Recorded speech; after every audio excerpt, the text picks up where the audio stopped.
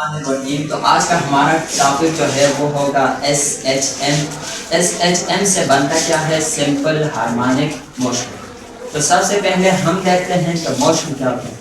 Motion जब कोई भी ऑब्जेक्ट या बॉडी अपने इर्द गिर्द के लिहाज से अपनी जगह को चेंज करे उसको कहते हैं मोशन। अब सिंपल हार्मोनिक मोशन क्या होगा? ये एक वाइब्रेटरी या ऑसिलेटरी मोशन की एक टाइप है जिसमें एक्सेलरेशन जो है वो डायरेक्टली प्रोपोर्शनल होती है -x के। इस चीज को आज हमने प्रूव करना है कि क्या एक्सेलरेशन जो है वो डायरेक्टली प्रोपोर्शनल है -x के। यहाँ पे a से बनता है एक्सेलरेशन और ये डायरेक्टली प्रोपोर्शनल है। डायरेक्टली प्रोपोर्शनल क्या होता है कि अगर एक चीज के ज्यादा होने से दूसरी चीज भी ज्यादा हो रही है उसको कहते हैं डायरेक्टली प्रोपोर्शनल। और इनवर्सली प्रोपोर्शनल क्या होगा कि एक चीज के ज्यादा होने से दूसरी चीज अगर कम होती है उसको कहते हैं इनवर्सली प्रोपोर्शनल। लेकिन हमने देखना है कि एक्सेलरेशन जो है ये डायरेक्टली प्रोपोर्शनल है -x के। और यहाँ पे माइनस जो है इससे ये शो कर रहा है रीस्टोरिंग फोर्स को और x जो है ये शो कर रहा है डिस्प्लेसमेंट को। ठीक है, और डिस्प्लेसमेंट एक वेक्टर क्वांटिटी है।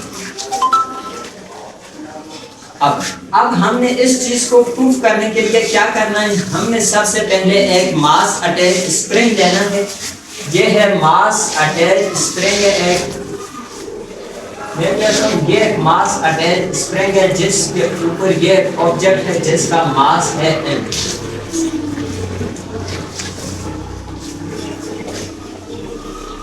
ये एक मास अटैच स्प्रिंग है और मैं कहता हूँ ये एक ऑब्जेक्ट है जिसका मास है m। अब मैं क्या करता हूँ? इस ऑब्जेक्ट पे फोर्स अप्लाई करता हूँ। जब मैं इस ऑब्जेक्ट पे फोर्स अप्लाई करूंगा, फॉर एग्जांपल मैं कहता हूँ ये पॉइंट इसका A है।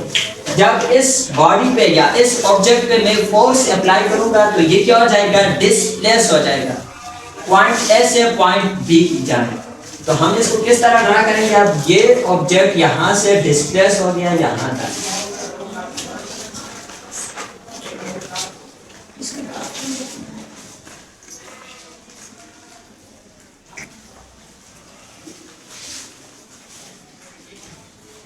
जब हमने इस ऑब्जेक्ट पे फोर्स अप्लाई की तो ये डिस्प्लेस हो गया और आ गया पॉइंट बी के ऊपर और इसने क्या किया? कुछ डिस्प्लेसमेंट कवर किया। अब हमने 9th में पढ़ा था कि हुकला हमें क्या कहता था कि F is directly proportional to negative sine of x। जितनी हम ज्यादा फोर्स अप्लाई करेंगे उतनी ही ऑब्जेक्ट क्या करेगी? ज्यादा डिस्प्लेसमेंट कवर करेगी। अब हमने इस प्रोपोर्शनलिटी के साइन को खत्म करने के लिए यहाँ पे कांस्टेंट पुट करना है और वो कांस्टेंट जो है वो है k। उस कांस्टेंट को कहते हैं k। तो हमने क्या करना है? कांस्टेंट रखना है, कांस्टेंट इनटू x। अब यहाँ पे ये साइन खत्म हो गया, प्रोपोर्शनलिटी का साइन खत्म हो गया। अब हमने क्या करना है? यहाँ पे कांस्टेंट पुट करना है, f is equal to -k into x। अब यहाँ पर हमारे पास एक इक्वेशन आ गई, f is equal to -kx। इसको हम नाम देते हैं कि इस इक्वेशन का नाम है इक्वेशन a। और अगर आपको याद हो तो चैप्टर नंबर 3 में 9th क्लास में हमने पढ़े थे न्यूटन के लॉज ऑफ मोशन। तो न्यूटन का सेकंड लॉ क्या कहता है कि f is equal to ma।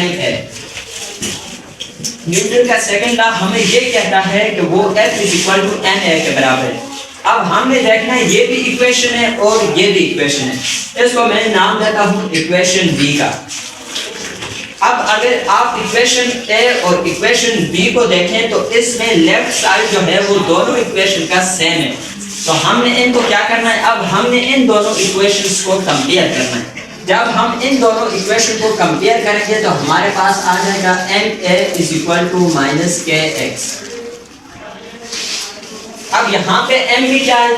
Constant, क्योंकि इस ऑब्जेक्ट का मास हमने चेंज नहीं किया तो ये m भी क्या है? कांस्टेंट। और k भी क्या है? कांस्टेंट। जब ये कांस्टेंट है तो हम इसको लिख सकते हैं कि a is directly proportional to -x।